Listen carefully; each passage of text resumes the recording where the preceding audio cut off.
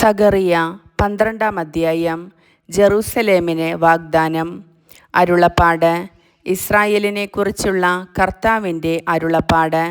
ആകാശത്തെ വിരിക്കുകയും ഭൂമിയെ സ്ഥാപിക്കുകയും മനുഷ്യൻ്റെ പ്രാണനെ അവൻ്റെ ഉള്ളിൽ നിവേശിപ്പിക്കുകയും ചെയ്ത കർത്താവ് അരുളിച്ചെയ്യുന്നു.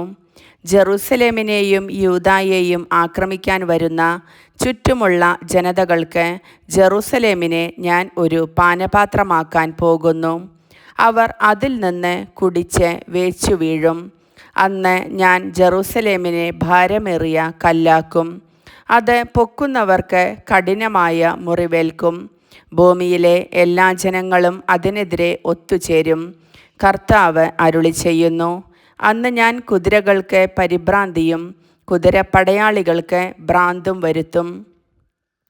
ജനതകളുടെ കുതിരകളെ ഞാൻ അന്തമാക്കുന്ന അന്ന് യൂദാഭവനത്തെ ഞാൻ കടാക്ഷിക്കും. യൂദായുടെ കുലങ്ങൾ പറയും, ജെറുസലേം നിവാസികൾക്ക് തങ്ങളുടെ ദൈവമായ സൈന്യങ്ങളുടെ കർത്താവിൽ നിന്ന് ശക്തി ലഭിക്കുന്നു.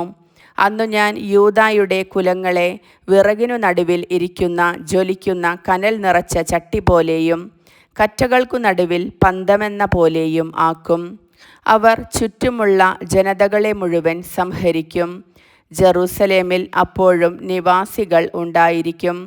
ദാവീദ് ഭവനത്തിൻ്റെയും ജെറുസലേം നിവാസികളുടെയും മഹത്വം യൂദായുടെ മേൽ ഉയരാതിരിക്കേണ്ടതിന് കർത്താവ് ആദ്യം യൂദായുടെ നഗരങ്ങൾക്ക് വിജയം നൽകും. അന്ന് ജെറുസലേം നിവാസികളെ പരിച കൊണ്ട് മറയ്ക്കും. അവരുടെ ഇടയിലെ ഏറ്റവും ദുർബലനായവൻ അന്ന് ദാവീദിനെ പോലെയാകും.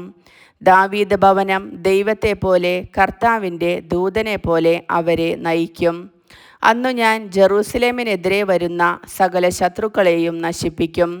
ഞാൻ ദാവീദ് ഭവനത്തിൻ്റെയും ജെറുസലേം നിവാസികളുടെയും മേൽ കൃപയുടെയും പ്രാർത്ഥനയുടെയും ചൈതന്യം പകരും.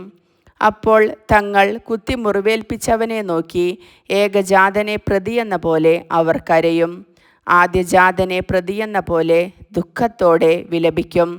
അന്ന് ഹദ്രമോനെ പ്രതി മെഗിദോ സമതലത്തിലുണ്ടായ വിലാപം പോലെ ജെറുസലേം വിലപിക്കും.